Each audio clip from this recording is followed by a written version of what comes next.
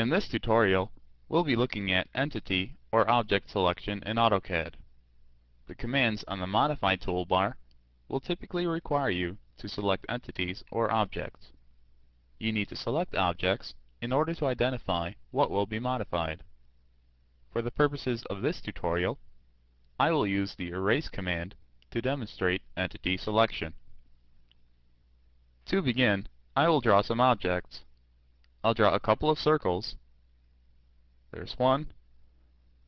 And then the other, I will make sure that it's not completely visible in the drawing area. Then, I'll add a rectangle and add some line segments.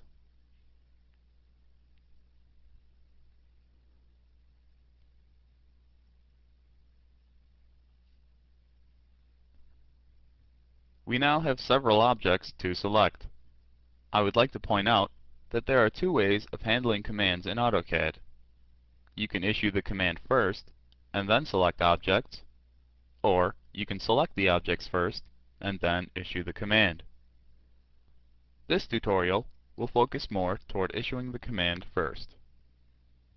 So I will start by selecting the Erase icon. And you notice that I'm prompted to select objects. You'll also notice that the cursor has turned into what is called a pick box.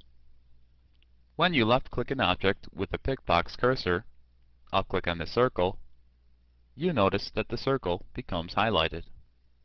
And down in the command line, it's reported that one object has been found. Now I can continue on and select more objects. The total number of selected objects updates after each selection. In the event that you end up selecting something that you would have preferred not to have selected, there are a couple of options. If I type R from the keyboard, that will invoke removing objects from the selection set. When I press Enter, the prompt changes to Remove Objects. So I will remove this line from the selection set. To get back to adding objects, type A for Add. Now when I press the Enter key again, the highlighted objects are removed or erased from the drawing. I'll undo the Erase command, and we'll move on to selecting objects with selection windows.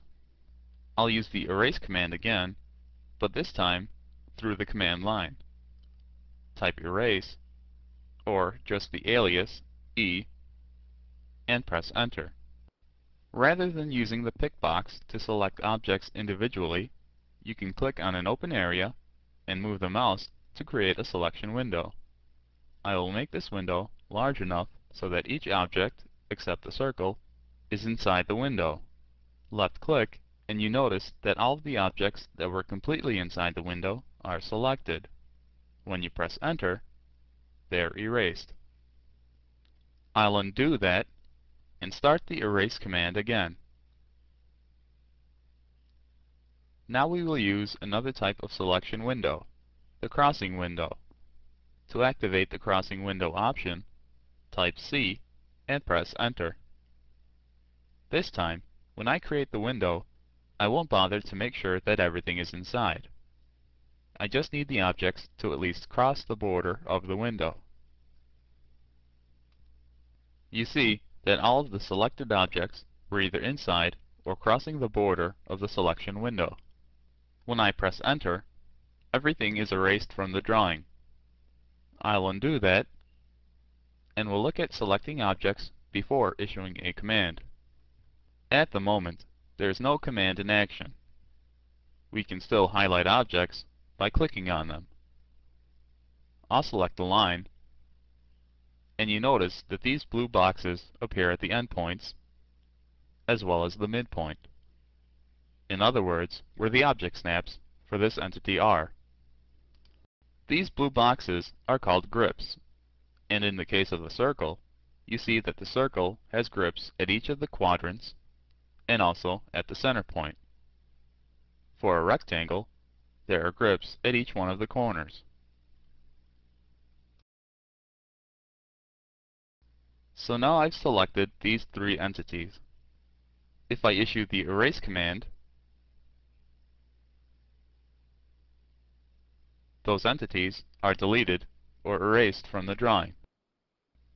I'll undo the last command and will now take a closer look at the grips. If I highlight this circle and then click a grip at the quadrant point, the circle grip becomes red. I'm free to edit the object by changing the diameter of the circle. When I left-click, you see that the circle's diameter is changed.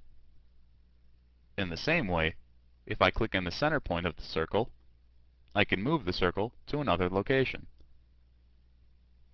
If I press Escape, the object is no longer selected, and I can no longer see the grips. This completes the tutorial on entity selection in AutoCAD. We've looked at selecting objects with a pick box or a window, either before or after initiating a command. We also looked at using grips to edit objects.